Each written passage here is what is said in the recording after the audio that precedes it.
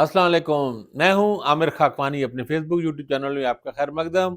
Supreme court का फैसला Bhutto murder case के वाले से जो सदारती रेफरेंस उनको भेजा गया था, कई सालों से ये ज़ेर अल्तवा था, फैसला इसका आ गया है। सुप्रीम कोर्ट के बेंच ने मुतफ़िका तौर पे एक राय दी है कि भुट्टो केस को, भुट्टो साहब को शफाफ यानी ट्रांसपेरेंट उनको ट्रायल नहीं मिला, मुनसिफाना ट्रायल उनको नहीं दिया गया। ये भुट्टो केस का फैसला आया है। इसको बिलावल भुट्टो ने तारीखी एक फैसला करार दिया है और कहा है कि जो अदालत ने जो गलती की थी उसको करेक्ट किया गया है। शहबाज शरीफ ने भी, वज़ीर-ए-आज़म शहबाज शरीफ ने इसको सराहा है। आसिफ ज़रदारी और बिलावल भुट्टो को मुबारकबाद भी दी है। लेकिन क्या ये फैसला काफ़ी है? क्या ये इतना कहना अदालत का काफ़ी था? तो इस बारे में मुख्तलिफ राय हो सकती हैं। बाज़ लोगों का ये कहना है कि अगर सुप्रीम कोर्ट ने इतनी लंबी एक्सरसाइज़ के बाद अगर काज़ी फैसल साहब ने और फाजिल बेंच ने अगर यही फैसला सुनाना था कि भुट्टो साहब को अगर वो ट्रायल उनका मुनसिफाना नहीं हुआ, तो ये तो खैर बात पहले ही लोगों को पता ही है और लोगों की राय है वही इस बारे में है।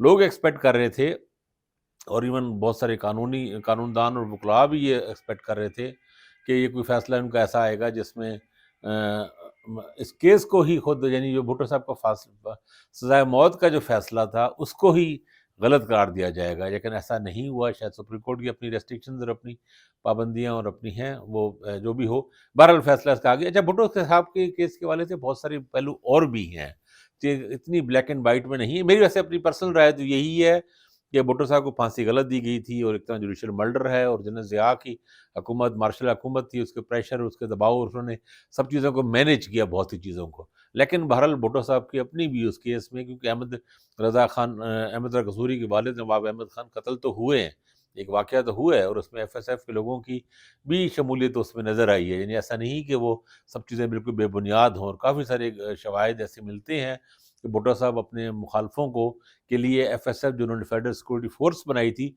जिसके मसूद महमूद इसके सरबराह थे, परले दर्जे के खुशामदी और घटिया आदमी थे वो। लेकिन वो भुट्टो साहब के वो आंख का तारा थे और उनका और बड़े उनके चहीते थे।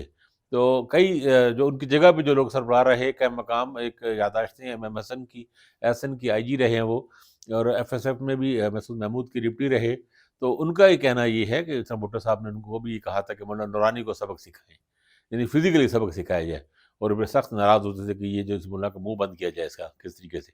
और भी जगह बहुत सी बातें ऐसी हैं कि ऐसा नहीं कि भुट्टो साहब बिल्कुल बेकसूर या नचिंत थे, बिल्कुल एक तरह के बरी ज़िम्मा थे इन सब चीज़ों से। तो लेकिन वकला की, कानूनी हलकों की ये हमेशा से एक राय रही है कि कैपिटल पनिशमेंट यानी सज़ाए मौत नहीं बनती थी। अगर उनकी तरग़ीब या उनका हुक्म उनके कहने पर अगर साबित भी हो जाए, क्योंकि लोग जो गवाह थे उन्होंने यही कहा ना कि हमें भुट्टो साहब की तरफ से डायरेक्ट इंस्ट्रक्शंस थी। जो वादा माफ़ गवाह बना मसूद महमूद भी और दूसरे लोगों ने भी जो गवाही दी, जो जिनको बाद में सज़ाए मौत भी दी गई कुछ लोगों को जो कातिल थे या मुबैना कातिल थे।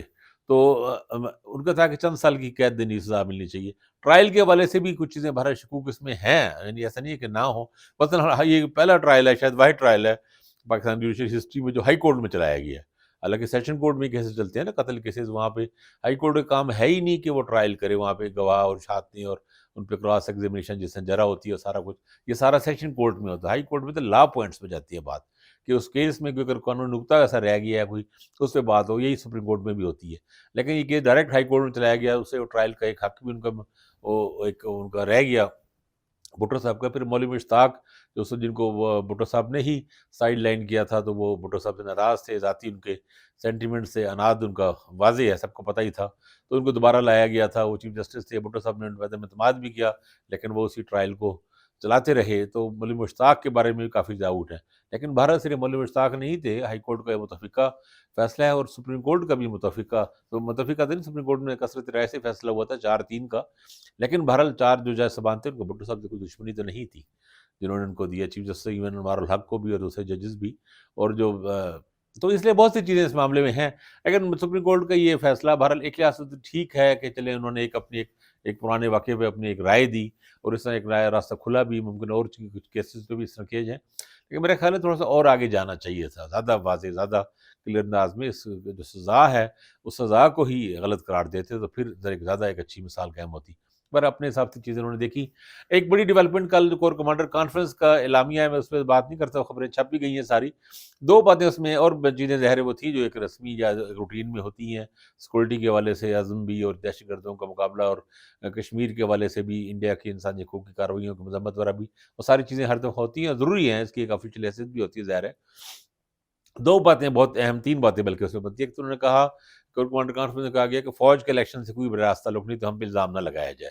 تو فوج نے اسے فیصلہ کرنے کی کوشش کی۔ اب وہ لوگ اس کو مانتے یا نہیں مانتے وہ ایک اپنی جگہ بات ہے، لیکن بہرحال انہوں نے کیٹیگوری کے لیے کہا کہ ہمیں اس میں نا مورد الزام ٹھہرائیں، ہم اس میں شریک نہیں تھے۔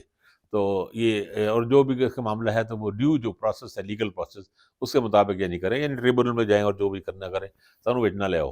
ایک تو یہ انہوں نے ایک اپنا موقف اختیار کیا انہوں نے۔ اب ظاہر ہے اس پہ پی ٹی آئی کے یا تو پی ٹی آئی آفیشلی تو کچھ نہیں کہے گی، لیکن جو زمین پہ جو گراؤنڈ پہ جو ورکر ہیں، لوگ ہیں، حامی ہیں، وہ اس سے اتفاق کرتے نہیں کرتے، وہ ان کی اپنی مرضی۔ کور کمانڈرز کا دوسرا انہوں نے سوشل میڈیا کے حوالے سے خاص طور پہ، آپ کو پتہ ہے کافی ناراض اور ناخوش ہیں سوشل میڈیا سے ہمارے چیف صاحب بھی، اور وہ کہتے رہتے ہیں کہ یہ بڑا فتنہ ہے اور یہ شر پھیلاتے ہیں اور غلط فیک خبریں آتی ہیں۔ ظاہر ہے فیک خبروں سے ہم سب لوگ پریشان ہیں، بہت سی پوری دنیا میں مسئلہ بنا ہوا ہے، ہمارے یہاں بھی کوئی زیادہ ہے چونکہ یہاں کو لاز اس طرح ہے نہیں، اور اپنی طرف رسپانسبل بھی نہیں ہے، یوٹیوبرز ویلاگرز بڑے مسائل پیدا ہوتے ہیں۔ تو انہوں نے یہ کہا کہ جناب اس کے ذریعے آپ بے بنیاد خبریں اور پروپیگنڈا کرتے ہیں، کمپین پیدا کرتے ہیں، مایوسی پیدا کرنے کی کوشش کرتے ہیں قوم میں، وہ بھی اس کا ہم حوصلہ شکنی کرتے ہیں اور وغیرہ وغیرہ جو باتیں کی جاتی ہیں۔ تیسری بات جو سب سے اہم ہے کور کمانڈر کانفرنس میں کی گئی، 9 مئی کے حوالے سے دوبارہ کیٹیگوریکلی بالکل واضح موقع پہلے پچھلی دفعہ کی طرح لیا گیا کہ اس کو ہم نہیں کریں گے، کہ ان کو معافی نہیں ملے گی جنہوں نے یادگاروں شہداء کی یادگاروں پہ جنہوں نے حملے کیے، دفاتر وغیرہ پہ، جو آئی ایس آئی دفتر پہ، یا جس طرح Jinnah house corps commander house Lahore کا ہے، یا جی ایچ کیو ہے، اور جگہوں پہ ہیں، یا شہداء کی یادگاروں کو نقصان پہنچایا، ان کو سب کو قانون کے دائرے میں اور کیفر کردار تک پہنچایا جائے گا، منطقی انجام تک پہنچایا جائے گا، وغیرہ وغیرہ۔ تو یہ بڑا واضح میسج ہے تحریک انصاف کے لیے بھی کہ نہیں، کوئی معافی ہے، عام معافی نہیں ہوتی، کیونکہ یہ اس کا بھی جواب ہے کہ پارلیمنٹ میں کچھ لوگوں نے یہ کہا، مولانا فضل الرحمان نے بھی کہا، یہ باتیں کی، انہوں نے کہا کہ 9 مئی کو عوام نے بیانیہ دفن کر دیا ہے، محمود اچکزئی نے بھی کہا کہ عوام کا مینڈیٹ، اور بھی کچھ لوگوں نے کہا کہ پبلک مینڈیٹ آیا اس کے بعد یہ سب چیزیں ختم کر دینی چاہیے، عمران خان کو رہا کر دینا چاہیے، اور 9 مئی کے حوالے سے لوگوں کا مختلف چیزیں چل رہی تھی۔ تو کور کمانڈر کانفرنس کا بڑا کلیئر ہے کہ ہم وہیں پر کھڑے ہیں اپنی جگہ پہ، اور تحریک انصاف کے لیے بھی بہت اچھا کہہ لیں شگون نہیں ہے، مسائل بڑھیں گے۔ تیسری جو خبر انٹرسٹنگ ہے، ہم پہلے بات کر رہے تھے کہ ساکھ ڈار کے لیے مشکل لگ رہی ہے، اب کلیئر ہو گیا کہ ساکھ ڈار کی چھٹی ہو گئی ہے۔ محمد اورنگزیب جو حبیب بینک کے سی ای او ہیں، ان کو اگلا وزیر خزانہ بنایا جا رہا ہے۔ پہلے شروع میں شاید معاون خصوصی بنائیں گے، پھر ان کو سینٹر بنا کے وزیر خزانہ بنا دیں گے۔ یہ ویسے کہا جاتا ہے کہ نواز شریف صاحب کی جو مرضی اور پسند ساکھ ڈار تھے، لیکن وہ نہیں ان کو بنایا جائے، لیکن ڈار صاحب کو یا بڑے میاں صاحب کو خوش رکھنے کے لیے شاید وزیر خارجہ ان کو بنایا جائے۔ یہ بھی خیر بہت بڑی پوسٹ ہے، ساکھ ڈار میرا نہیں خیال اس کے بھی اہل ہیں، لیکن بہرحال ان کو کوئی نہ کوئی اکاموڈیٹ تو کرنا ہے۔ اورنگزیب صاحب کے بارے میں یہ کہا جا رہا ہے کہ وہ اسٹیبلشمنٹ کے لیے بھی پسندیدہ ہیں، اور ابھی بینک سے بھی ان کا اچھا بہت تعلق ہے، نون لیگ کے، اور سلطان علانہ جو چیف ایگزیکٹو ہیں اس کے، وہ بھی کافی زیادہ حکومت پاکستانی ریاست کے ادارے بھی ان کے ممنون رہے ہیں۔ فیٹف میں بھی ان لوگوں نے مدد کی تھی، خاص سلطان علانہ نے مدد کی تھی نکلنے میں۔ تو اور اورنگزیب صاحب کے بارے میں کہتے ہیں کہ اچھے وہ مطلب وہ سمجھتے ہیں چیزوں کو، اور آئی ایم ایف سے ان معاملات میں نکالنے میں آسانی پیدا کی جائے گی، لوگ ان کے بارے میں اچھی رائے رکھتے ہیں عمومی طور پہ۔ اور انٹرسٹنگ بات یہ ہے کہ ان کا جسٹس رمدے کی فیملی سے تعلق ہے، جو میاں صاحب کے بہت قریب رہے ہیں۔ یہ جسٹس خلیل الرحمان رمدے کے بھتیجے بھی ہیں، بعض لوگ کے داماد بھی ہیں، لیکن ان کے بھائی چودھری فاروق جو تھے، ان کی یہ بیٹے صاحبزادے ہیں۔ لاہور سے ان کا تعلق ہے، چودھری فاروق فیملی یا جسٹس رمدے کی فیملی سے تعلق ہے۔ جسٹس رمدے آپ جانتے ہیں نون لیگ کے بڑے قریب رہے ہیں کافی زیادہ، ان کے بیٹے مصطفیٰ رمدے کو انہوں نے ایڈوکیٹ جنرل بھی بنایا تھا شہباز شریف کی حکومت وغیرہ میں۔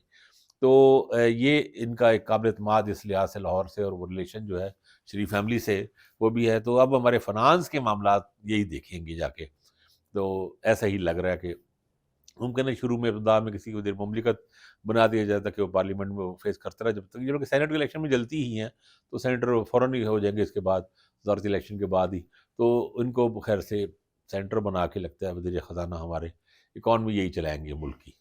تو اب تک اتنا ہی، اپنا خیال رکھیے گا، اللہ حافظ۔